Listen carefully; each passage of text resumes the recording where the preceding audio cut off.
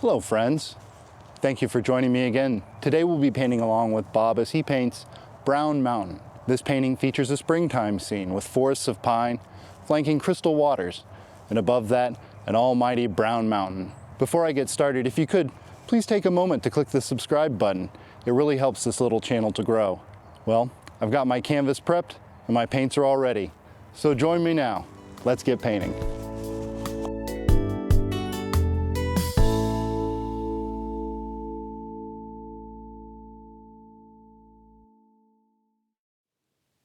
All right, let's get started by going over some of the colors we'll be using on today's episode. Titanium white, phthalo green, Prussian blue, burnt umber, Van Dyke brown, alizarin crimson, sap green, cad yellow, yellow ochre, and permanent red. You can see I've got my 2-inch brush there, just going into some pure Prussian blue at this point. Just loading up on that brush there. Going into the top left corner there of the canvas, making some crisscross strokes. Just to start putting in the blue of the sky. By doing the crisscross strokes, it leaves it from being too uniform, which, a lot of the time the sky is a variation of blue. Especially as you look from the horizon up to the, straight ahead or above you. And just keep going back and forth there. And I'm doing that to try and blend the brush strokes out. Of course, you don't really see brush strokes in the sky very often.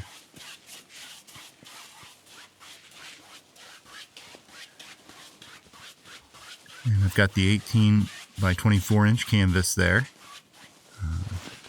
doing the landscape today, and I prepared that with a thin layer of liquid white before I started painting today.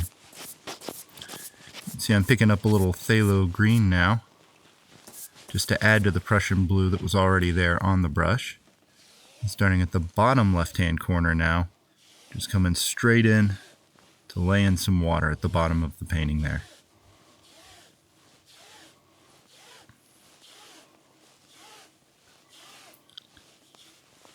And as I work my way up from the bottom, the liquid white on the canvas combines with the paint on the brush and causes it to lighten up some. So, both with the sky working down and the water working up, it creates a gradient towards the center of the painting, which helps to really reinforce that feeling of depth. And with the water, you do want the brush strokes because, you want your water to look alive and ripply. Cleaning off my brush there, some odorless paint thinner. Shake it off real good and then just beat the devil out.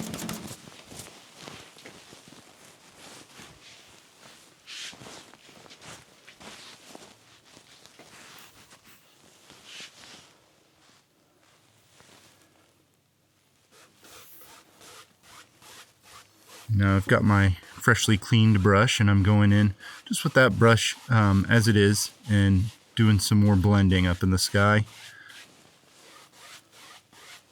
You don't want to blend it dead, but you do want to make it, somewhat uniform. I don't know. As you're doing it, you have to kind of decide where that boundary lies between, too uniform and not uniform enough. Some nice big back and forth ones really help to pull everything all together. I just keep that going all the way down into the water.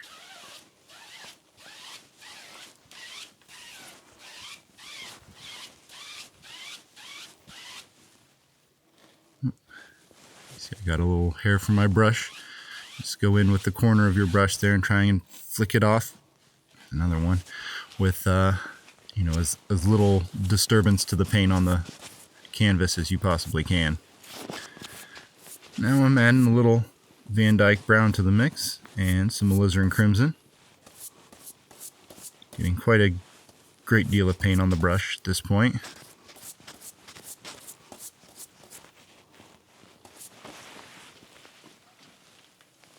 And with that, just taking the corner of that 2-inch brush there and starting to swirl in some nice fluffy clouds.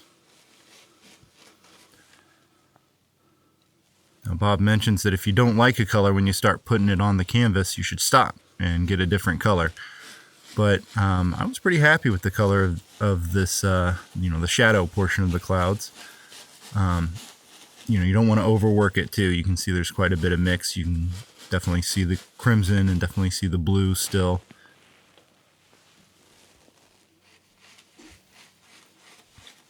Just getting that first cloud a friend. This one's got a little bit more of the purpley tint to it.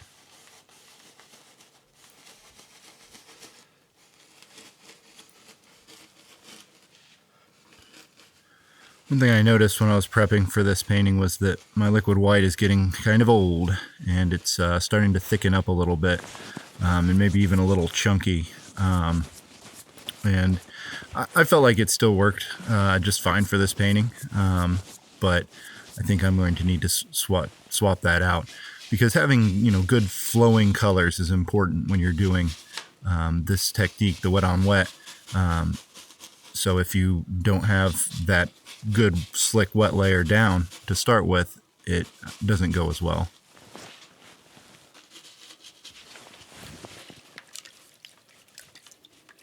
You probably noticed, but my palette looks a little different this episode than usual. And I did that to try and help with the cleanup. One of the hardest parts of doing these paintings is all the cleanup that you have to do afterwards.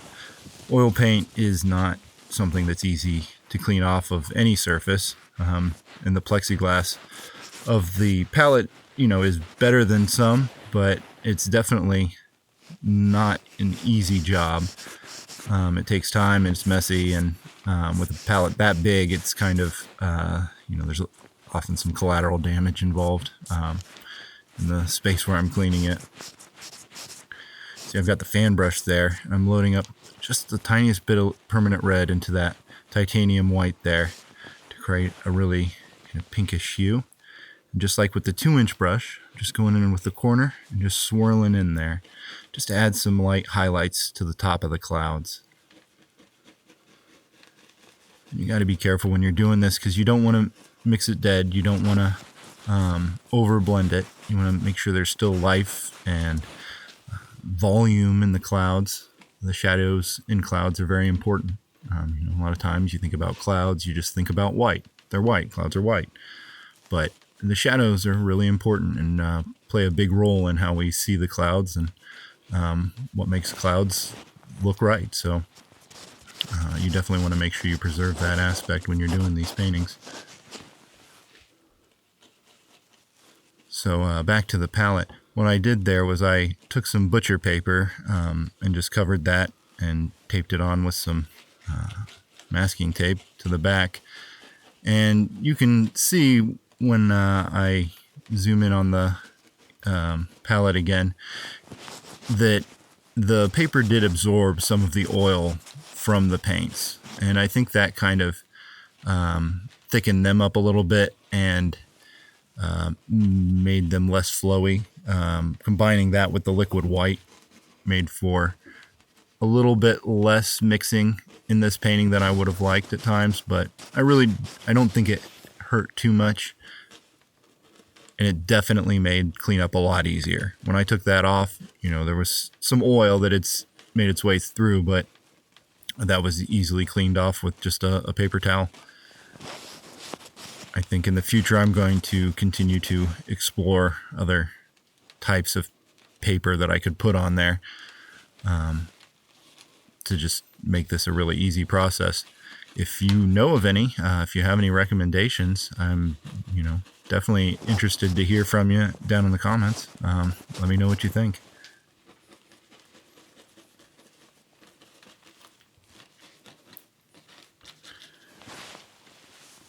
Now, if you couldn't tell from the length of this video, I did watch Bob's video in 50% or at 50 speed when I followed along.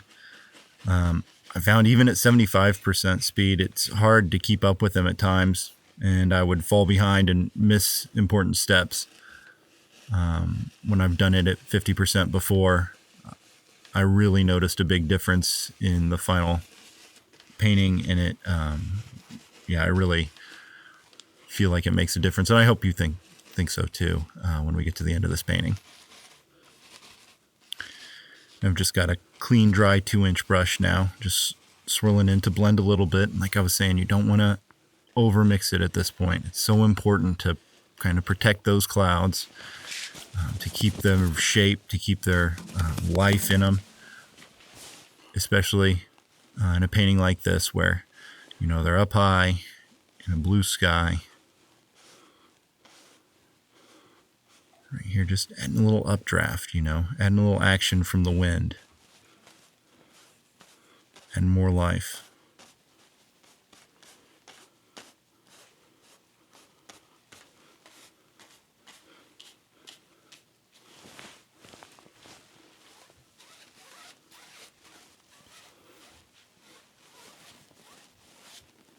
And just going back and forth as light as I can, because I want to, you want to blend it some. It's important to get that blending, but you don't want to mess up the work you've already done.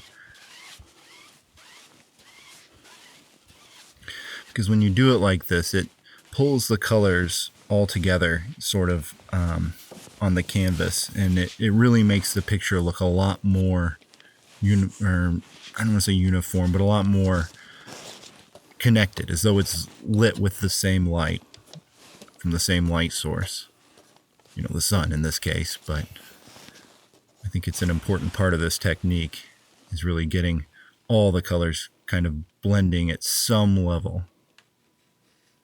And now you can see I've got some pure Van Dyke brown on my almighty palette knife, and just trying to push it into the canvas.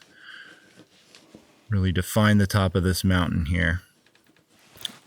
And these mountains, this painting of course is called Brown Mountain, and these are more the Rocky Mountains as opposed to the Alaskan mountains that Bob usually paints, because that's what he's the most familiar with.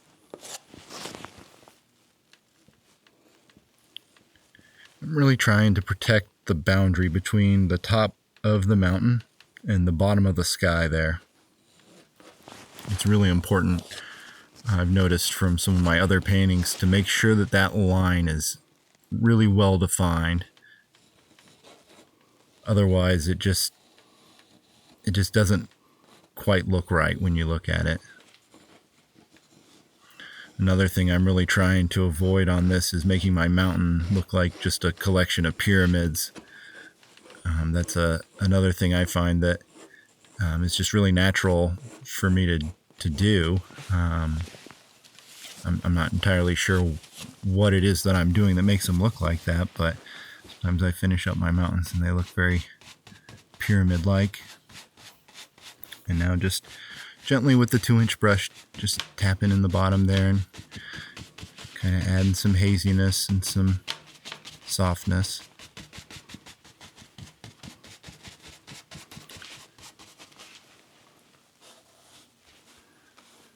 You can see on my elbow there, I tried something new for the audio in this episode. I am filming this angle using a DJI Osmo Pocket 3 camera, which has really good video quality, and it also has this wireless lavalier microphone. I thought I would give it a shot to see, if putting it there at the end of my shirt sleeve, that would pick up the sounds really well. And it did, if you are talking about the sounds of rustling and, fabric. I really thought I had got it positioned so that it wouldn't make a whole lot of noise against my shirt, but just the location it is there didn't work well. And I apologize for the quality of the audio in this episode. It's definitely not my best work. But you can see I've got the knife back out and I'm mixing some brown. I've got a little yellow in there, a little yellow ochre as well. just mixing it together. Try not to over mix it, but mix it together and make some highlight colors for my mountain. Yeah, just getting a little bit more in there, adding some layers, making it marbledy, as Bob likes to say.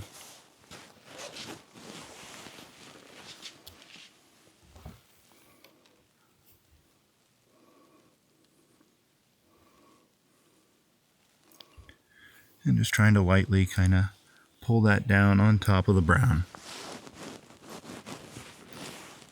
To find where those slopes are that are getting hit by the sun.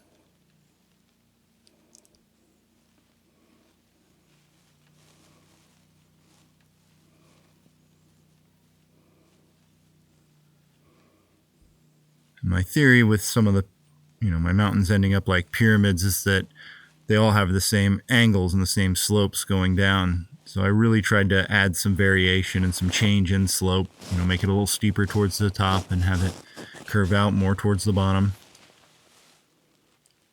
And to make it more jutting and less of a smooth transition. I don't personally have a lot of experience with the Rocky Mountains, but from what I remember, they're pretty jagged.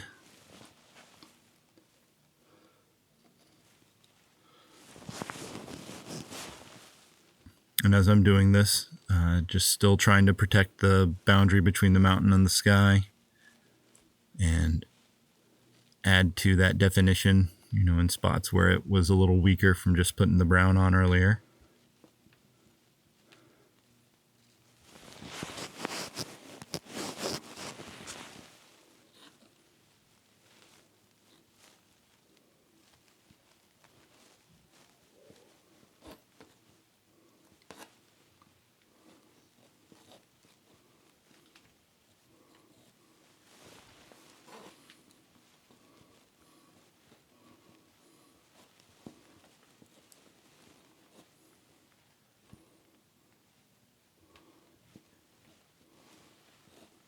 Another kind of production note I have is that this angle here, I kind of struggle to get the focus figured out on it, and I need to figure out something different because it just hasn't been working.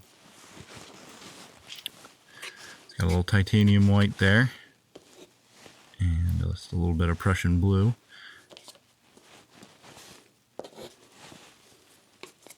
And some Van Dyke brown. Now I'm mixing up my shadow color.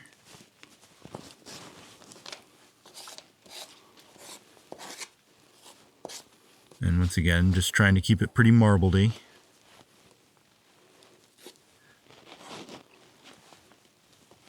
And I'm really happy with how this shadow color turned out.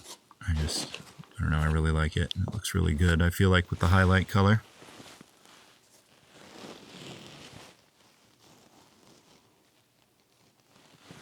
Yeah, you can really see how that oil is absorbed into the paper there.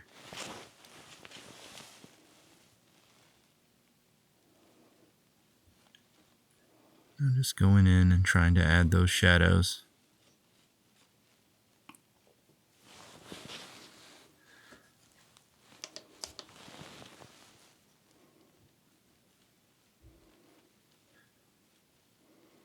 And really trying to avoid doing anything that's too regular of a shape that might end up looking like a pyramid.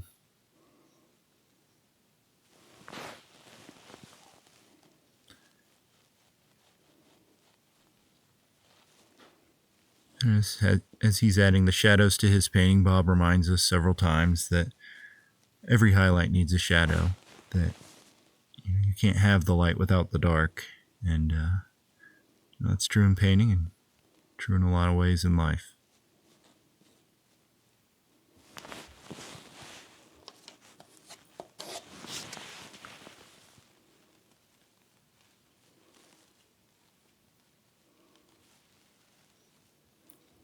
Really see the canvas kind of moving around there as I'm adding that paint.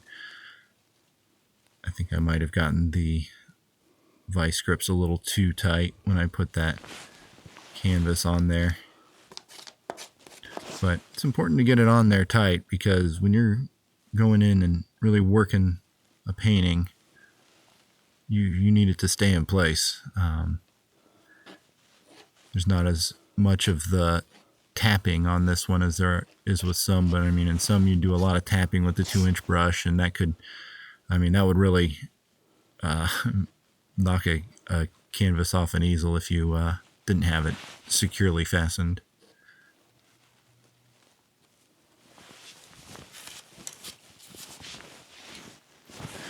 The idea is I've got that thin piece of wood up there that should distribute some of the weight from those vice grips, but I think it is less even than I would like. I might want to swap that out for a piece of metal or something a little more stiff.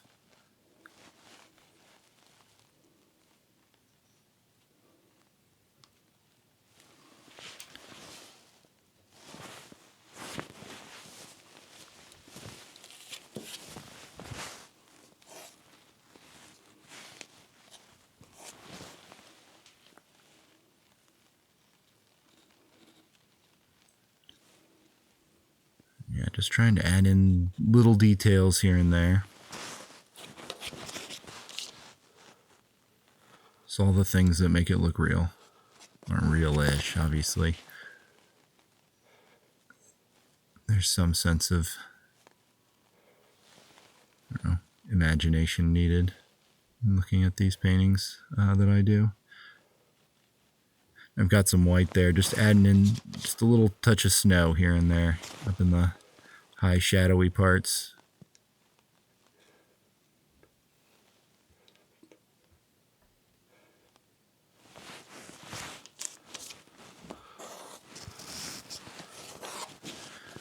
Put that on your Coors Light can.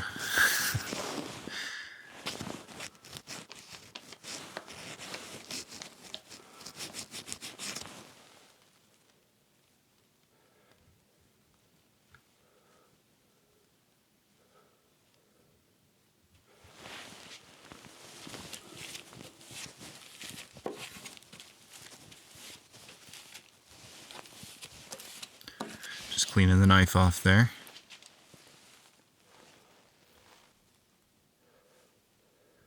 Now with that knife, just kind of going in and really lightly blending and adding more slope to it.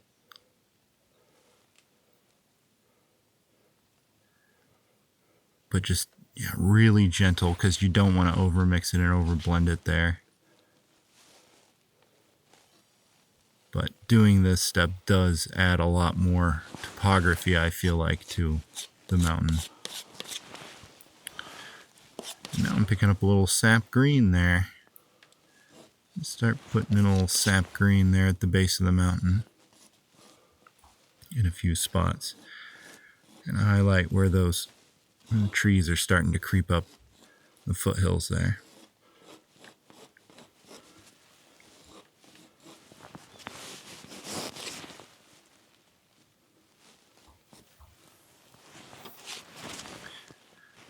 Trying to be, irregular with it. Trying to be natural with it. As I do these paintings, I'm trying to use my imagination and just picture in my mind where these trees would be, but, also at the same time, I'm following along where Bob's putting them and doing my best to kind of copy that. So I can only claim so much creative input to these paintings. And I've got a clean 1-inch brush now, and just kind of going in, and you can see I'm just kind of flicking up, just touching and giving a tiny little flick.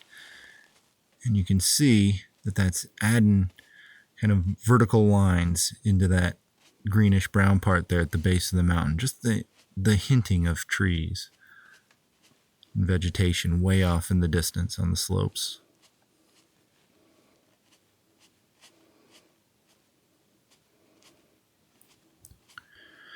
The brush selection for this painting was 2 each, 2-inch brush, 1-inch brush, fan brush, and then there can be only one almighty palette knife. And a little cad yellow now.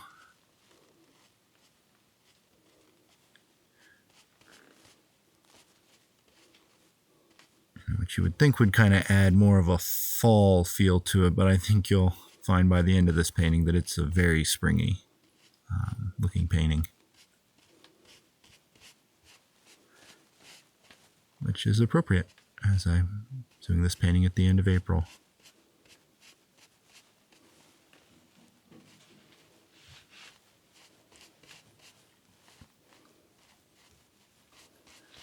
Just trying to be gentle and trying to keep things vertical. You know, having these brush marks going in all different directions would not achieve the same kind of effect that it does when you have them all more or less vertical. You know, some variation is important in nature, but if you've got an entire, section of a forest that's laying over on its side, it's going to look like a hurricane or a bomb went off or something, and it takes away from the peaceful nature of the painting.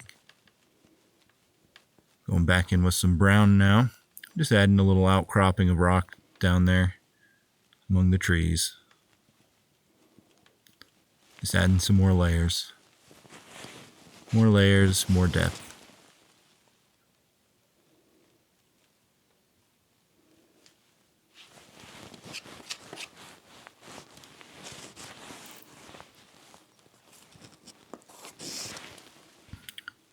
Got my shadow color there.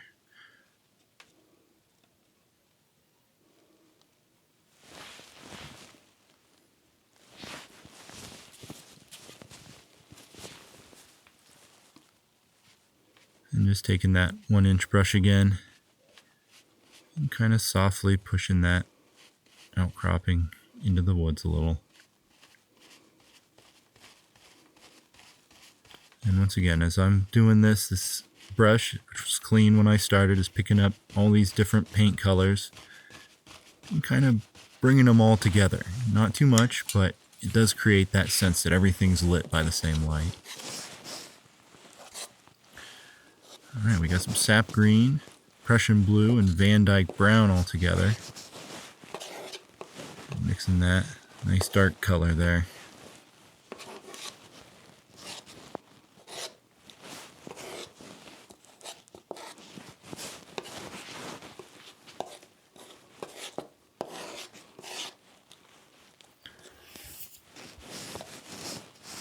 Nice shadowy vegetation color.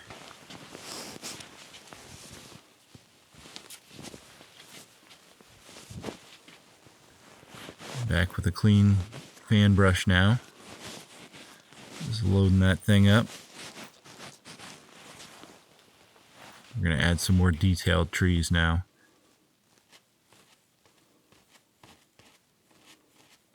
And by more detailed, I mean hardly detailed at all, but more detailed than the ones we were just making with the 1-inch brush.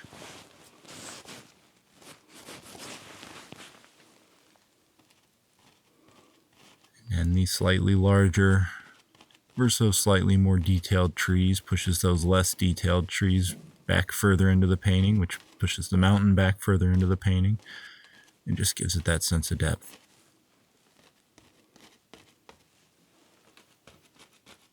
Now going in horizontal here too and adding some more bushy stuff at the bottom of the trees there, a little more grassy vegetation, a little fuller. Because that's the pattern you see in nature.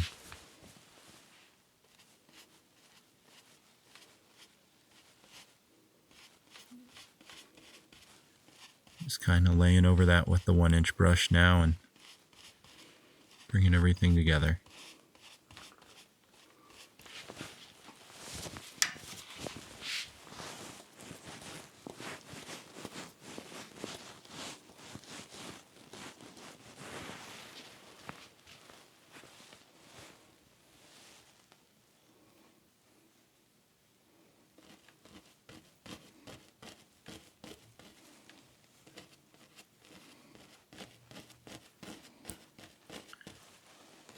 I'm thinking for the next painting I might try and move that lavalier mic out to my wrist more, but I think also maybe I should just do some more testing between now and then and make sure it's good.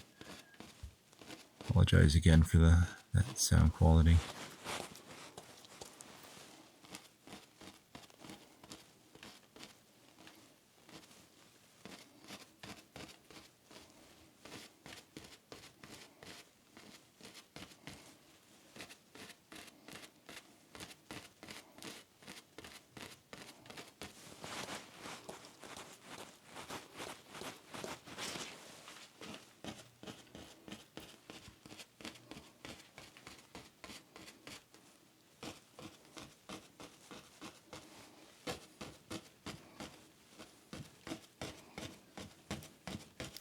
As I'm doing this, I'm working it up the hill and making sure that I'm maintaining some slope and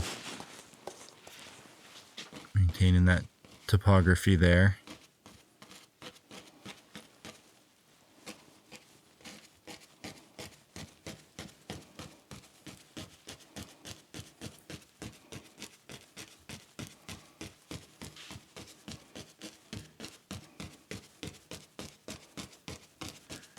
And working up also makes it appear closer to you, which with these paintings generally we do make the outsides of the painting a lot closer. And so as I'm doing this, you can kind of see worked it up at the top, and I'm kind of working on bringing the bottom down a little bit so that it just gets a little bit lower on the left side. It makes it gives a little bit more perspective to it.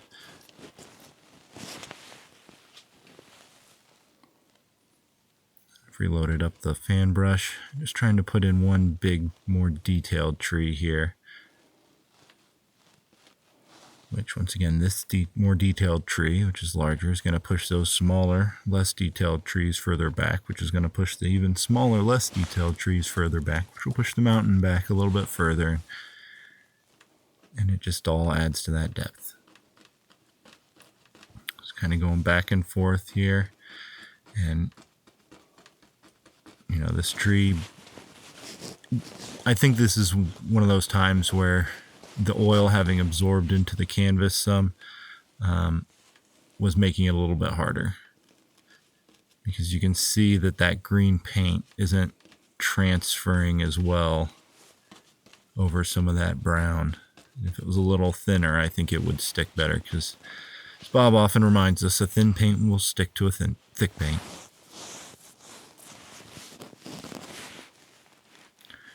Now some sap green and a little yellow, cadmium yellow there, mixing those together, and getting a little bit of liquid white, because, as Bob often reminds us, a thin paint will stick to a thick paint. I don't know if I've mentioned that before.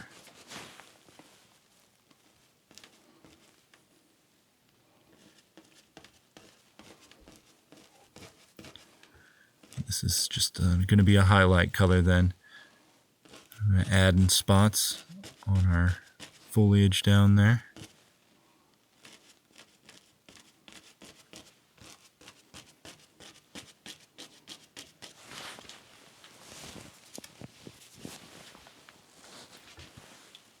Now with a really clean, dry 2-inch brush, really gently, the base of that, pulling down some reflections.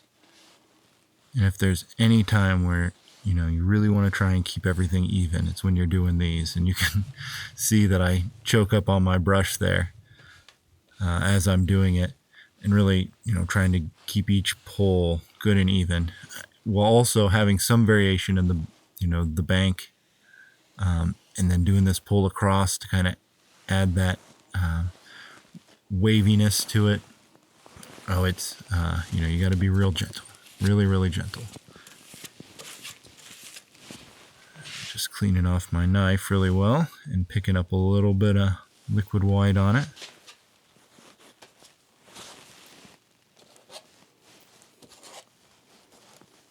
And mixing in a little Van Dyke brown to kind of muddy it up some so that it's not just pure white.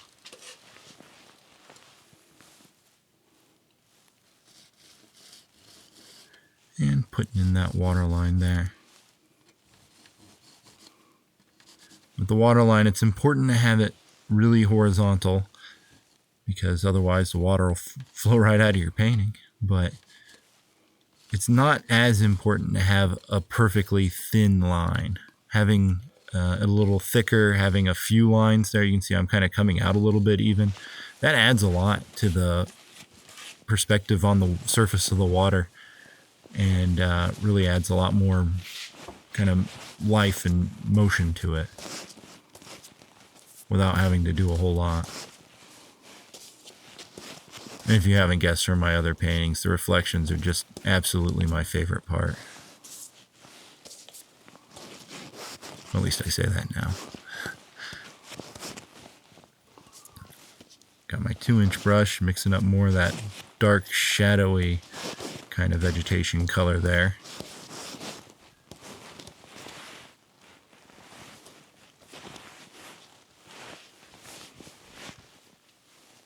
Just going in, up in the sky, trying to put in a big old tree.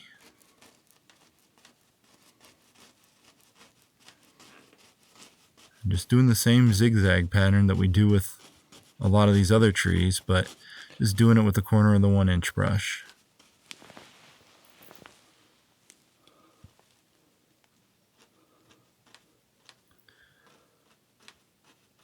Kind of going back in there and trying to,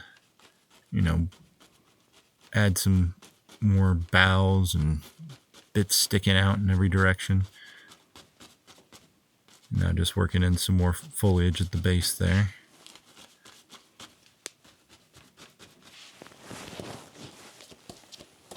And loading back up. And you can see when I touch the canvas here, not a whole lot of paint transfers, and I think that's due to that oil having soaked up into the butcher paper there.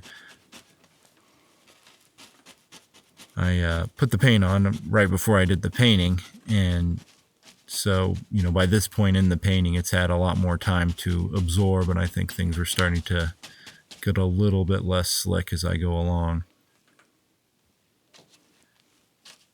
Just adding a third tree in there.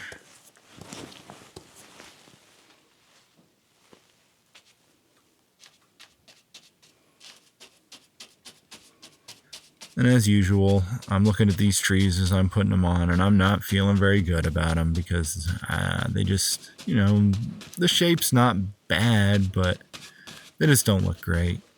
But, we're not done yet.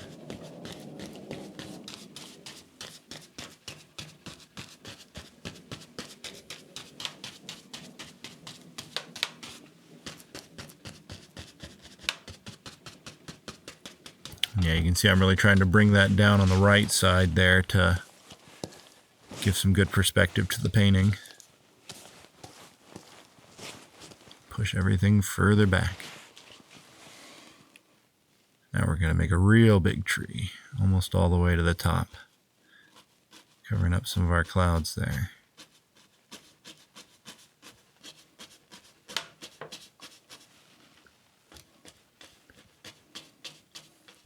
Bob talks about how fantastic this technique is for kids, that, you hand a kid a 2-inch brush and say, all right, here's how you paint a tree. They don't realize that, that's not how you're supposed to paint a tree. Apparently, somebody properly trained would tell you, a 2-inch brush is too clumsy a tool to use. You need something with more finesse, but I bet they couldn't paint something like this in an hour.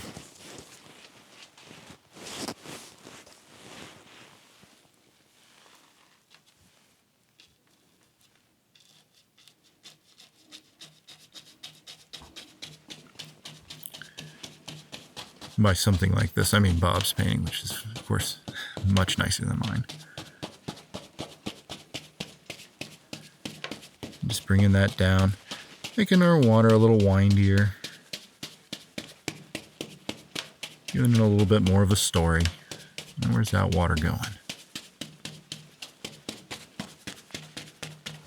And as I'm doing this, I'm really kind of pushing those bristles into the canvas to, both spread the paint around, but then also to, give it some vegetation look. Now going in, pulling in some more reflections, real gentle, trying to keep from going straight across to maintain that perspective. Now gently adding those ripples.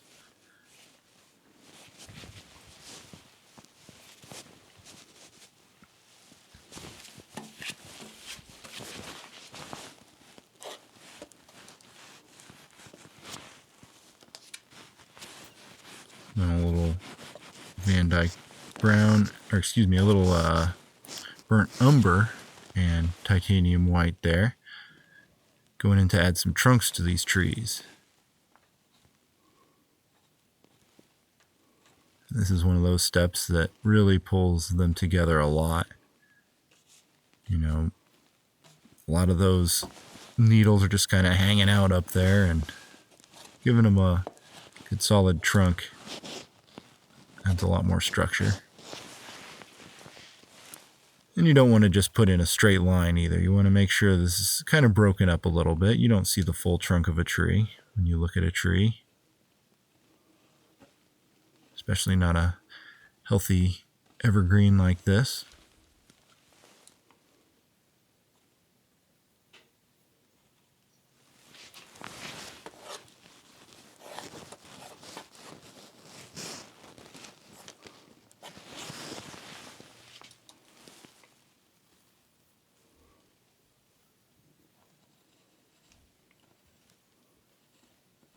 I'm just trying to be gentle. And it's at this point in the painting that you're going to see a lot more of this camera angle on account of me pulling my face in a lot closer to the painting.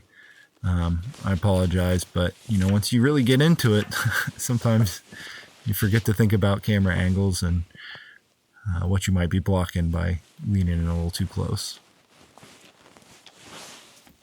Just mixing up some more of those, the highlight foliage color there, some liquid white, sap green, cad yellow.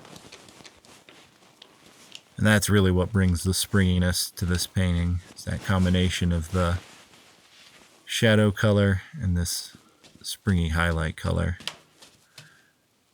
But yeah, you can see how that canvas is moving around, and if I didn't have it clamped down pretty secure, it would just flop right off of that easel.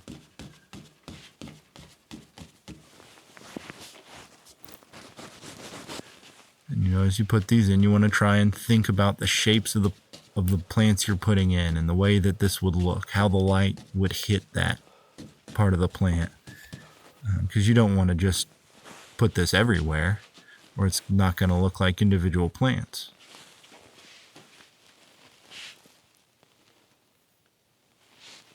Now I will say in this painting, the highlight color, I just used that one shadow color and that one highlight color.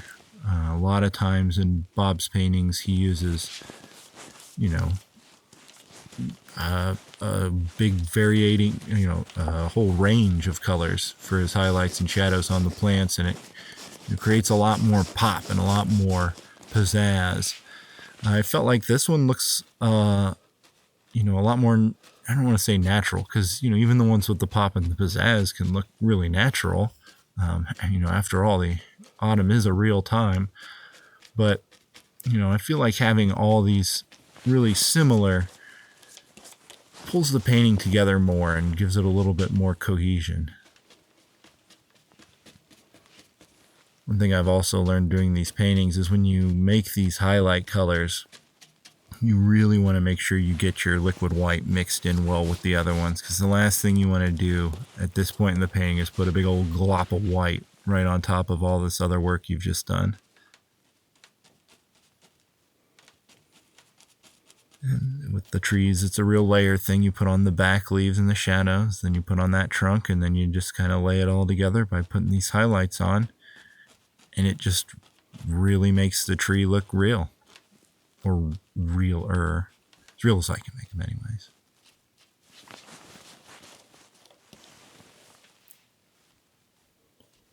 But just trying to be real light with it. Leave plenty of shadow, because you definitely don't want to lose your shadow.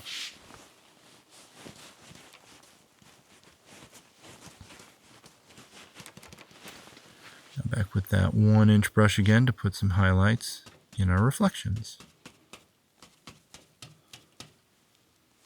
And I'm just kind of looking at what's up on the water and trying to, you know, kind of mirror image it a little bit. I think I did a pretty decent job.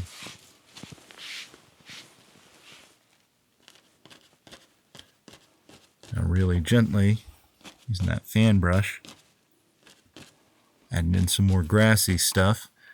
And when you're really out there on the edge, you know, on a point like that, out in the water, you want to be really careful with how you're using that brush, because you're only going to want to touch it there one or two times to maintain, a real thin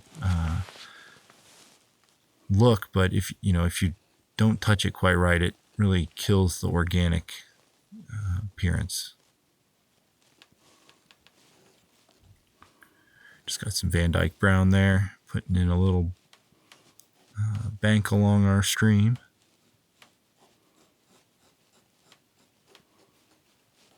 Trying to follow the line that I created with the reflection.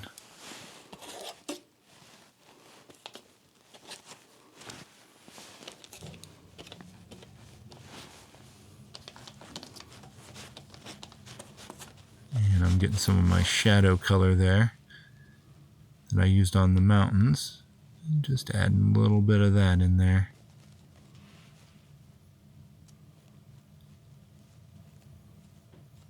Just a little something. It pulls it all together.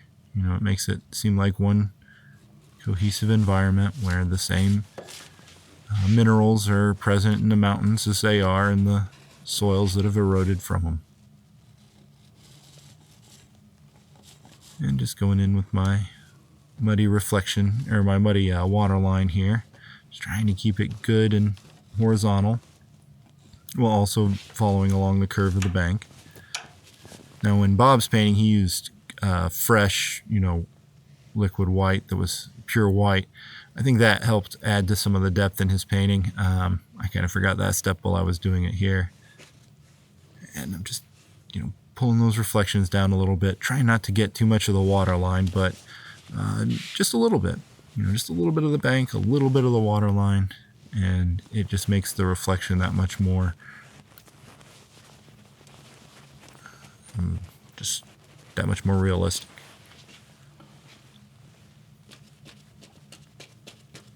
Now on the other side there, and some more little grassy stuff.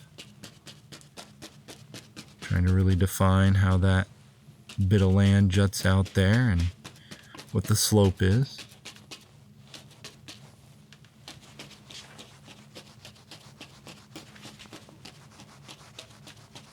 Trying to maintain something pretty natural. And protecting some of those shadows.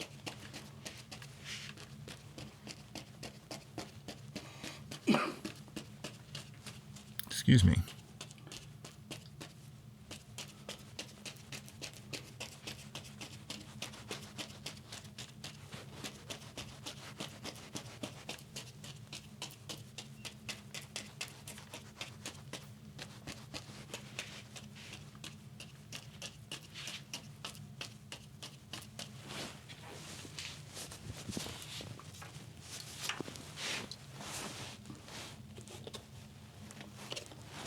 My knife, picking up a little bit of mountain color. We're going to put in a stone. This is the stone that's kind of jutting out there.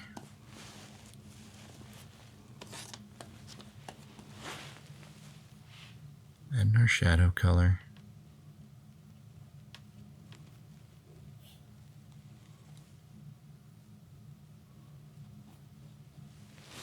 Just the little details like that that help bring everything together.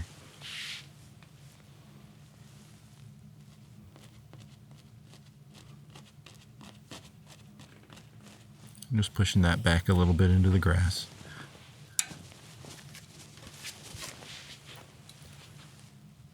Now with a clean knife, just going in to scratch in just the hints of some branches and twigs and sticks back in there.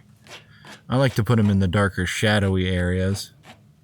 So I feel like, if you go out in nature and look at the underbrush, that's where you're going to see a lot of those sticks and twigs and stuff.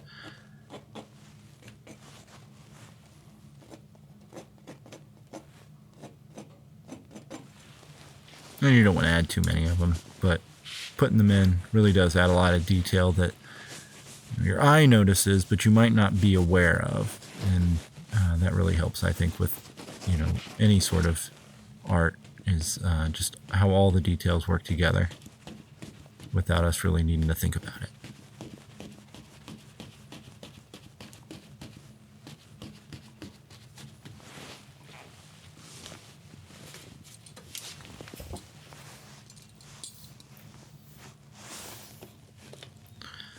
Trying to find some Van Dyke brown that's still relatively just brown and some burnt umber there mixed together. Ran out of space to mix up colors. But like I said, that butcher paper made this cleanup so much easier. And just kind of pulling in a little dirt there along the bank.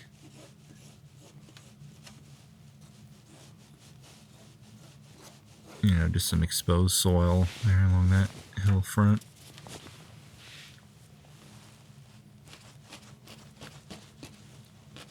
And pushing it back into the grass now.